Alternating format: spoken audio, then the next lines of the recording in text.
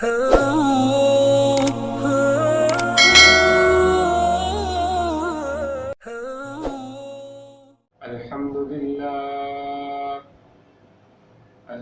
لله رب العالمين،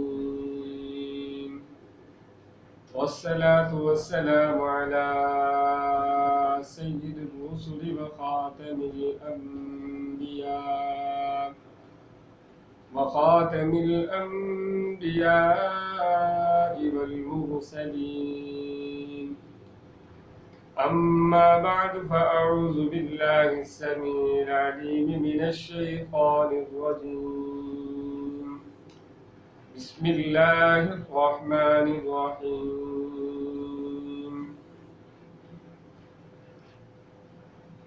ولا تقولوا لمن يقتل في سبيل الله أموات، بل أحياء ولكن لا تشعرون. وقال الله تعالى في مقام آخر: إن عدة الشهور عند الله 12 شهرا في كتاب الله يوم خلق السماوات والأرض منها 4 حرم. وقال النبي صلى الله عليه وسلم: الحسن والحسين سيدا شباب أهل الجنة. صدق الله العظيم وصدق رسوله النبي الكريم، ونحن على ذلك لمن الشاهدين والشاكرين، والحمد لله رب العالمين. اللهم صل على سيدنا ومولانا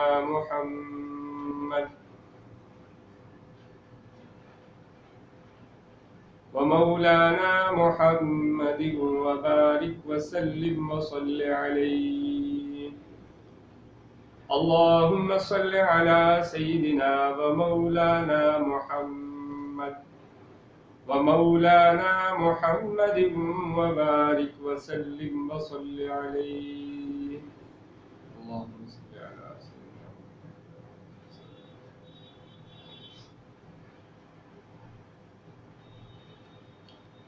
محرم الحرام یہ حرمت والا مہینہ ہے، اور اس کی حرمت اللہ رب العزت نے اسی وقت رکھ دی تھی جب اللہ رب العزت نے آسمان اور زمین کو پیدا کیا تھا۔ قرآن مجید کے اندر اللہ رب العزت ارشاد فرماتے ہیں: ان عدت الشہور عند اللہ 12 شہرا فی کتاب اللہ یوم خلق السماوات والارض منها 4 حرم، کہ 4 مہینے اسی وقت سے محترم ہیں یوم خلق السماوات والارض۔ اب ان میں ذی الحجہ، ذی القعدہ اور محرم الحرام ہے۔ محرم الحرام کا مہینہ تاریخی اعتبار سے بھی بڑا محترم اور مکرم مہینہ ہے۔ اس کی فضیلت اور اس کا اکرام جو ہے حضرت حسین رضی اللہ تعالیٰ عنہ کی شہادت سے قبل ہی پایا جاتا ہے، حتیٰ کہ یہود بھی اس مہینے کے اندر عزت و احترام کے ساتھ اس مہینے کی 10 تاریخ کو روزہ رکھتے تھے۔ جب ان سے پوچھا گیا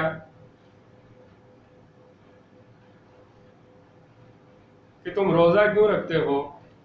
تو انہوں نے جواب یہ دیا کہ اس دن ہمیں فرعون کی غلامی سے نجات ملی تھی۔ تو اس کا مطلب آمد محبوب کبریا آقا مدنی صلی اللہ علیہ وسلم ان سے بھی پہلے یہود کے ہاں بھی اس مہینے کی اور اس مہینے کی 10 تاریخ کی خاص اہمیت تھی۔ بلکہ اللہ رب العزت نے تو جیسے میں نے قرآن مجید کی آیت تلاوت کی،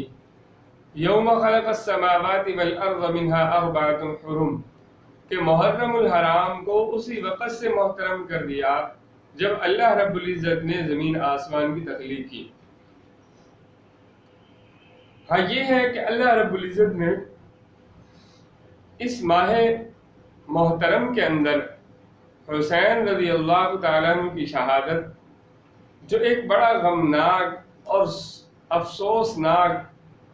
اور دلوں کو دہلا دینے والا واقعہ ہے کہ محبوب علیہ الصلوۃ والسلام کا وہ نواسہ جسے آپ علیہ الصلوۃ والسلام نے فرمایا کہ یہ دنیا کے پھولوں میں سے ایک پھول ہے، یعنی یہ میرا پھول ہے، اور آپ علیہ الصلوۃ والسلام نے فرمایا الحسن منی الحسن منی، اور ایک جگہ آتا ہے الحسین منی وانا من الحسین۔ یہ آپ علیہ الصلوۃ والسلام نے ان شہزادوں کی فضیلت کے بارے میں بتلایا، اور آپ علیہ الصلوۃ والسلام کو ان دونوں شہزادوں سے بہت زیادہ محبت اور الفت تھی۔ جب یہ پیدا ہوئے تو آپ علیہ الصلوۃ والسلام نے ہی ان کا نام رکھا۔ علی رضی اللہ تعالی عنہ نے ان کا نام حرب رکھا، تو آپ علیہ الصلوۃ والسلام نے فرمایا کہ ان کا نام حسین ہے، اور آپ نے پہلی خوراک جو ان بچوں کو کھلائی وہ اپنے لعاب مبارک اور منہ میں چبا کر اس خوراک کے ساتھ محبوب علیہ السلام کا لعاب مبارک ملا ہوا تھا، وہ ان بچوں کو پہلی خوراک دی گئی۔ اور اسی طرح ان کے کانوں کے اندر محبوب علیہ الصلوۃ والسلام نے خود آذان دی، یعنی وہ زبان جس پر وحی رسالت جاری ہوتی تھی، آج لسان وحی کے ذریعے سے حسین رضی اللہ تعالیٰ عنہ اللہ کے ہاں سب سے مشرف اور مکرم کلمات کو کائنات کے اندر سب سے اعلیٰ اور افضل کی زبان مبارک سے سن رہے تھے۔ حضرت حسین رضی اللہ تعالیٰ عنہ کو محبوب علیہ الصلوۃ والسلام نے بہت الفت اور بہت پیار سے پالا۔ ایک مرتبہ آپ علیہ الصلوۃ والسلام، جیسے بچوں کی شوخیاں پسند آتی ہیں، آپ علیہ السلام منبر رسول پر تشریف فرما تھے کہ دیکھا یہ سامنے دونوں نواسے جو ہیں وہ کھیل رہے ہیں، اور ان کا جو لباس تھا کرتا وہ ذرا طویل تھا، وہ پاؤں میں پھنستا تو حسین اور حسن رضی اللہ تعالیٰ عنہ وہ گر جاتے۔ آپ علیہ السلام منبر چھوڑ کر ان کی طرف لپکے اور دوڑتے ہوئے جا کر ان کو اٹھا کر لائے اور اپنے منبر پر بٹھا لیا، اور فرمایا انما اموالکم واولادکم فتنہ، کہ اللہ رب العزت نے بالکل درست فرمایا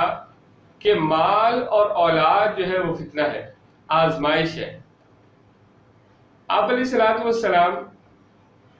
حضرت بی بی فاطمہ رضی اللہ تعالی عنہ کے ہاں جب تشریف لے جاتے تو ان بچوں کے ساتھ محبوب علیہ الصلوۃ والسلام تفریح فرماتے، ان کے ساتھ کھیلتے تھے۔ بسا اوقات محبوب علیہ الصلوۃ والسلام ان کو اپنے دوش یعنی کندھوں پر سوار کر لیتے۔ واقعہ لکھا ہے کہ ایک مرتبہ محبوب علیہ الصلوۃ والسلام ان کو اپنے کندھوں پر سوار کر کر لے جا رہے تھے، تو سامنے سے صدیق اکبر رضی اللہ تعالیٰ عنہ آتے ہوئے نظر آئے، تو انہوں نے کہا کیا عمدہ سواری ملی ہوئی ہے؟ تو آپ علیہ السلام نے فرمایا جیسے عمدہ سواری ہے، سوار بھی بہت عمدہ ہے۔ تو صحابہ اکرام جب محبوب علیہ الصلوۃ والسلام کو یہ دیکھتے تھے کہ آپ ان اپنے شہزادوں سے اتنی محبت کرتے ہیں، تو محبوب علیہ الصلوۃ والسلام کے صحابہ بھی حسنین کریمین سے اور اہل بیت رسول سے بہت زیادہ محبت کرتے تھے۔ صدیق اکبر رضی اللہ تعالیٰ عنہ محبوب علیہ الصلوۃ والسلام کی وہ مشابہت اختیار کرنے کے لیے، اس سنت کو زندہ کرنے کے لیے کبھی کبھی حسنین کریمین کو جو اپنے کندھوں پر سوار کر لیتے۔ ایک مرتبہ صدیق اکبر رضی اللہ تعالیٰ عنہ علی کرم اللہ وجہہ ایک مجلس میں موجود تھے، اور آپ علیہ الصلوۃ والسلام اپنے نواسوں کے ساتھ تشریف لائے، تو صدیق اکبر رضی اللہ تعالیٰ نے فرمایا علی، حسن اور حسین صاحبزادے تو آپ کے ہیں لیکن مشابہ محبوب علیہ الصلوۃ والسلام کے، یعنی ان کو ان نواسوں کے اندر آپ علیہ الصلوۃ والسلام کی شکل اور صورت نظر آتی تھی، مشابہت نظر آتی تھی۔ حضرت عمر رضی اللہ تعالیٰ عنہ نے جب یہ حدیث سنی کل سبب کل نسب وسحر فهو منقطع، کہ ہر رشتہ داری خواہ وہ سسرالی ہے خواہ وہ نسبی ہے وہ قیامت کے دن منقطع ہو جائے گی، مگر آپ علیہ السلام نے فرمایا جو میری آل کی رشتہ داری ہے وہ ختم نہیں ہوگی۔ تو اس حدیث کو مد نظر رکھتے ہوئے حسنین کریمین کی ہمشیرہ یعنی بہن حضرت ام کلثوم کا ہاتھ جو حضرت علی کرم اللہ وجہ سے مانگا، اور حضرت علی کرم اللہ وجہ کو یہی بات بیان کی کہ میں صرف آل رسول اور خاندان رسول کے اندر ایک رشتہ کر کر اپنی نسبت جو ہے وہ اس خاندان سے جوڑنا چاہتا ہوں، جسے حضرت علی رضی اللہ تعالیٰ نے قبول کیا۔ تو حسنین کریمین کی بہن حضرت علی رضی اللہ تعالیٰ عنہ کی وہ صاحبزادی جو بی بی فاطمہ رضی اللہ تعالیٰ عنہ کے بطن سے تھی، ان کا نکاح حضرت عمر رضی اللہ تعالیٰ عنہ سے ہوا۔ اسی طرح حضرت عمر رضی اللہ تعالیٰ عنہ جو دیگر صحابہ اکرام تھے بدری، ان کے صاحبزادگان تھے، ان کو 2000 یا 3000 جو ہے وہ وظیفہ دیتے تھے، لیکن ان دونوں شہزادوں کے لیے 5000 درہم جو ہے وہ وظیفہ متعین کیا ہوا، اور ایک علاقہ فتح کیا، وہاں سے جو ہے وہ 2 شہزادیاں آئی، تو فوراً ان دونوں شہزادیوں کو ان دونوں شہزادوں کے پاس بھیج دیا اور کہا شہزادیاں شہزادوں کے گھر میں اچھی لگتی ہیں۔ حضرت عثمان غنی رضی اللہ تعالیٰ عنہ بھی بہت زیادہ محبت اور الفت کرتے تھے۔ حضرت علی رضی اللہ تعالیٰ عنہ کے یہ صاحبزادے تمام صحابہ اکرام جو ہے وہ ان سے بڑی محبت اور الفت کرتے تھے۔ ایک جنازے کے موقع پر حضرت ابو ہریرہ رضی اللہ تعالیٰ عنہ بھی موجود تھے، تو حسنین کریمین میں سے حضرت حسین رضی اللہ تعالیٰ عنہ تشریف لائے تو اپنی چادر جو ہے وہ ان کے لیے بچھا دی۔ وہ ذرا ہچکچاہٹ کرنے لگے کہ عمر میں بڑے تھے، تو فرمایا نہیں، اگر میں آپ کے فضائل اور مناقب جو ہے ان کو بتلاؤں تو کوئی بھی شخص جو ہے وہ آپ کا قدم جو ہے وہ زمین پر نہیں لگنے دے گا۔ تو یہ فضائل اور مناقب کا ہونا اور عزت اور احترام کا ہونا یہ صحابہ اکرام کا اہل بیت سے محبت اور الفت کی دلیل ہے۔ واقعہ کربلا اور اس کا پس منظر اگر دیکھا جائے تو جیسے ہی حضرت معاویہ رضی اللہ تعالیٰ عنہ کا انتقال ہوا تو یزید نے مدینہ کے اندر 6 آدمیوں کے پاس تجدید بیعت کا جو ہے وہ پیغام بھیجا، اور اس کے گورنر کو کہا کہ ان سے بیعت کی تجدید لی جائے۔ عبداللہ بن عباس اور عبداللہ بن عمر رضی اللہ عنہ نے بیعت کر لی۔ عبداللہ بن زبیر جو ہے وہ ٹائم لے کر مکہ کی طرف تشریف لے گئے۔ اسی طرح حضرت حسین رضی اللہ تعالیٰ نے بھی کیا۔ تو حضرت حسین اور یہ جب مکہ میں گئے تو مکہ کے اندر قیام پذیر کے دوران جو ہے کوفہ والوں کے خط آنے شروع ہو گئے، اور اتنی کثرت کے اندر خط آئے کہ حسین رضی اللہ تعالیٰ کو یقین ہو گیا کہ یہ لوگ مخلص ہیں۔ اور جب آپ نے روانگی کا سفر شروع کیا تو نہ صرف یہ صحابہ اکرام کے صاحبزادگان نے آپ کو منع کیا، بلکہ حضرت عباس جو محبوب علیہ السلام کے چچا تھے اور خاندان رسول میں سے تھے، عبداللہ بن عباس نے بھی آپ کو منع کیا کہ یہ کوفہ والے یہ وہی اشخاص ہیں جنہوں نے علی رضی اللہ تعالیٰ عنہ حسن رضی اللہ تعالیٰ سے بے وفائی کی ہے، آپ تشریف نہ لے جائیں۔ لیکن آپ نے ان پر اعتماد کیا اور رخت سفر باندھا۔ جب رخت سفر کے دوران اپنا قاصد جو ہے پہلے بھیج دیا مسلم بن عقیل۔ مسلم بن عقیل وہاں گئے، وہاں کوفہ والوں نے بیعت کی اور اتنی کثرت کے اندر کی کہ ازدحام ہوا۔ انہوں نے اطمینان کا اظہار کرتے ہوئے حضرت حسین رضی اللہ عنہ کے پاس لکھا کہ کوفہ والے بڑے مخلص ہیں۔ حضرت حسین سفر کرتے رہے۔ ادھر یزید نے کوفہ کا گورنر جو ہے وہ ابن زیاد کو بنا کر بھیج دیا۔ اب ابن زیاد نے آتے ہی کوفہ والوں کے ساتھ سخت معاملہ شروع کر دیا اور ان کے سرداروں کو محل کے اندر بلا کر ڈرایا، دھمکایا اور لالچ دیا، اور ان کا ایمان صرف اتنا ہی تھا کہ ابن زیاد کی 2-3 بڑکیں جو ہیں، 2-3 غصے کے کلمات جو ہیں، وہ حسین رضی اللہ عنہ سے محبت کے سارے دعوے جو ہے وہ پنگل گئے۔ اب حضرت حسین کا قاصد جو ہے بڑی دردناک طریقے سے اور مظلومانہ طریقے سے مسلم بن عقیل جو قاصد حسین تھے ان کو شہید کر دیا۔ اگرچہ انہوں نے اپنے شہادت سے پہلے حسین کو پیغام بھیج دیا تھا،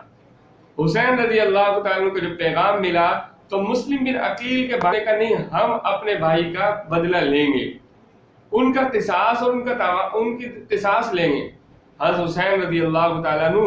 ان کی ساتھ چلتے چلتے پھر رستہ چینج کر کر کربلا کی طرف چلے گئے کوفہ سے، وہاں قیام پذیر ہوئے، خیمے لگائے، اور کوشش یہ رہی کہ بات جو ہے تلوار اور تیر اور نیزے تک نہ جائے۔ کبھی ان کو خطبوں کے ذریعے سے، کبھی ان کو باتیں کر کے، کبھی کسی طرح مذاکرہ، حتیٰ کہ حسین رضی اللہ عنہ نے یہاں تک شرائط ان کے پاس بھیجی کہ بات یہیں پر ختم ہو جائے کہ مجھے جو ہے واپس جانے دو، جہاں سے میں آیا ہوں وہیں چلا جاؤں۔ اب یہ بندہ واقعی لڑنا نہیں چاہتا تھا، تو اسی لیے تو یہ بات حسین رضی اللہ عنہ نے کی کہ میں واپس چلے جانا چاہتا ہوں۔ دوسرا یہ کہ مجھے اسلامی سرحدات پر بھیجا جائے، میں مسلمان مجاہدین کے ساتھ جہاد کرتے ہوئے شہید ہو جانا چاہتا ہوں۔ تیسرا یہ کہ تم درمیان سے ہٹ جاؤ، ابن زیاد ہٹ جائے، یہ کوفہ والے سارے ہٹ جائیں، میں براہ راست یزید سے معاملات طے کرنا چاہتا ہوں۔ لیکن شمیر ذی الجوشن نے ابن زیاد کی رضامندی کے باوجود ابن زیاد کو کہا اگر آج آپ نے حسین رضی اللہ تعالیٰ عنہ کو چھوڑ دیا تو اس کے ساتھ اگلا جو لشکر آئے گا وہ اس سے ڈبل ہوگا۔ تو ابن زیاد کو اس طرح کے غلط مشاورت کے بعد آخر جو ہے معاملہ قتل و قتال تک پہنچا، اور حضرت حسین رضی اللہ تعالیٰ عنہ کو مظلومانہ طریقے کے ساتھ 10 محرم الحرام کو بعد الزوال جو ہے شہید کر دیا گیا۔ حسین رضی اللہ تعالیٰ عنہ یہ وہ درجہ پا گئے جس درجے کے لیے محبوب علیہ السلام نے فرمایا اے اللہ میرا دل چاہتا ہے کہ میں آپ کے رستے کے اندر قتل کیا جاؤں، پھر زندہ کیا جاؤں، پھر قتل کیا جاؤں، پھر زندہ کیا جاؤں، پھر قتل کیا جاؤں۔ یعنی مطلب یہ کہ شہادت کی دعا محبوب علیہ السلام نے خود کی، اور یہ وہ موت تھی جو محبوب علیہ السلام کے صحابہ آپ علیہ السلام کی دلچسپی کی وجہ سے اپنی دعاؤں کے اندر مانگا کرتے تھے۔ یہ کوئی ایسی موت نہیں تھی کہ جس کو نحوست کے ساتھ تعبیر کیا جائے، لیکن ایک مخصوص طبقے نے محبوب علیہ السلام کے احادیث کو خراب کرنے کے لیے، دین محمدی کو تباہ کرنے کے لیے جو ہے موضوع روایات اور من گھڑت باتوں کو جو ہے شریعت اسلام کے اندر داخل کر دیا، سارا فتنہ فساد بھی خود کیا، پھر دین محمد کو تباہ کرنے کے لیے احادیث رسول کا وہ ذخیرہ جو صحیح تھا اس کے مقابلے میں جھوٹے ذخیروں کو تیار کیا گیا۔ حدیث پاک کے اندر آتا ہے من کذب علی متعمدا فلیتبوأ مقعدہ من النار، کہ جس بندے نے جان بوجھ کر محبوب علیہ السلام پر جھوٹ بولا وہ اپنا ٹھکانہ جہنم میں بنائے۔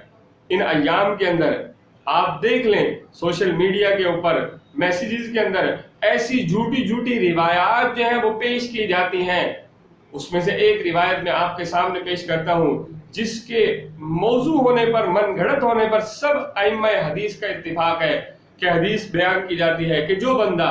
ان 10 ایام کے اندر حسین رضی اللہ تعالیٰ عنہ کا سوگ بنائے، غم بنائے، کل محشر کے میدان کے اندر اس کو اللہ رب العزت جو ہے اولو العزم رسولوں سے بھی بڑا درجہ عطا کریں گے۔ اب یہ حدیث جو ہے نصوص قطعیہ یعنی قرآن مجید کے بھی خلاف ہے، کیونکہ اللہ رب العزت نے جو درجہ دیا وہ انبیاء علیہ السلام کو، انبیاء کے درجے کے بعد جو صحابہ کا درجہ ہے، انبیاء علیہ السلام کا درجہ اس کائنات میں بسنے والے تمام بشروں سے اعلیٰ اور افضل ہے۔ اسی طرح اور بھی متعدد روایات جو آپ سنتے ہوں گے، دیکھتے ہوں گے کہ ان 10 دنوں کے اندر جو ہے گھر گھر کر جو ہے لوگوں کو مسلمانوں میں پھیلائی جاتی ہیں۔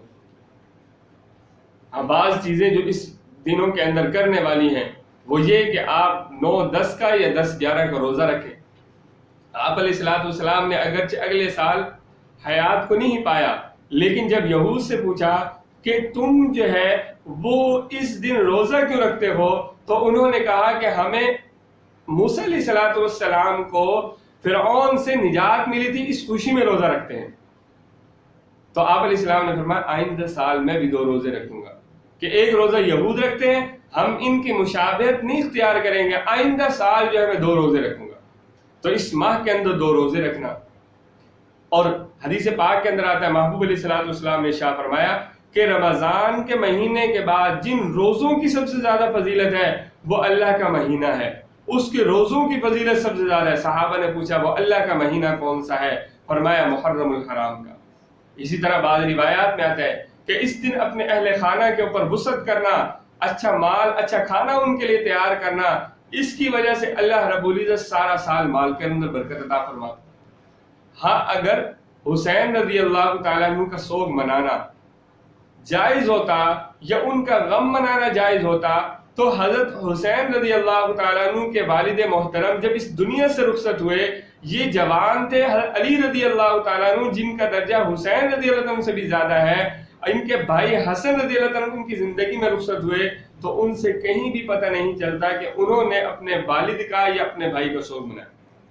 شریعت کیا کہتی ہے اس بارے میں کہ کتنے دن تک بندہ جو ہے وہ سوگ منائے گا، لیکن یہ ان لوگوں کے لیے ہے جن کا تعلق شریعت سے ہے، جن کو محبوب علیہ السلام سے محبت ہے، جنہیں جو ہے آل رسول سے محبت ہے، ان کے لیے یہ بات ہے۔ جنہیں محبت نہیں، محض اپنی خواہشات کے تابع بنے ہوئے ہیں، ان کے لیے اس بات کے اندر کوئی فائدہ نہیں کہ شریعت محمدی کے اندر 3 دن سے زیادہ جو ہے سوگ منانا کسی بھی رشتہ دار کے لیے جائز نہیں۔ ہاں الا یہ کہ کوئی عورت وہ بیوہ ہوئی تو اس عورت کو دوران عدت جو ہے بناؤ سنگار نہ کرنا، اپنے خامد کا دوران عدت تک عدت کی مدت پورے کرنے تک سوگ منانا اس کے لیے جائز ہے۔ اس کے علاوہ کسی کے لیے کسی طرح کا لباس پہن کر، کسی طرح کے ہتھ کنڈے کر کر، کسی طرح کی فضول باتوں کو مد نظر رکھتے ہوئے سوگ منانا یہ قطعاً شریعت اسلامی کے اندر جائز نہیں۔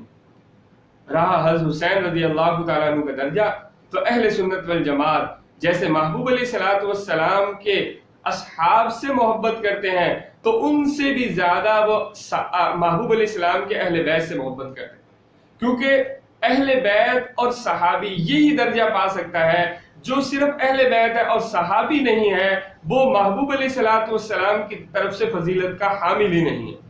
وگرنہ ابو جہل، ابو طالب، ابو لہب یہ بھی خاندان رسول بن سکتے تھے، لیکن ایمان نہیں لائے، اس لیے جو ہے ان کو جو ہے وہ درجہ نہیں ملا۔ تو اہل سنت والجماعت کا عقیدہ ہے کہ محبوب علیہ الصلوۃ والسلام کے تمام صحابہ، محبوب علیہ الصلوۃ والسلام کے تمام اہل بیت جو ہے وہ قابل عزت اور قابل احترام ہے۔ اللہ رب العزت صحابہ اکرام کی اور اہل بیت کی عظمت اور قدر جو ہے وہ دل کے لانے کے اندر توفیق عطا فرمائے، اور حضرت حسین رضی اللہ تعالیٰ عنہ کی مرقد پر لاکھوں کروڑوں اربوں خربوں رحمتوں کا نزول فرمائے، اور انہوں نے جو قربانی دی ہمیں بھی یہ جذبہ عطا فرمائے۔ وآخر دعوانا ان الحمد للہ رب العالمین۔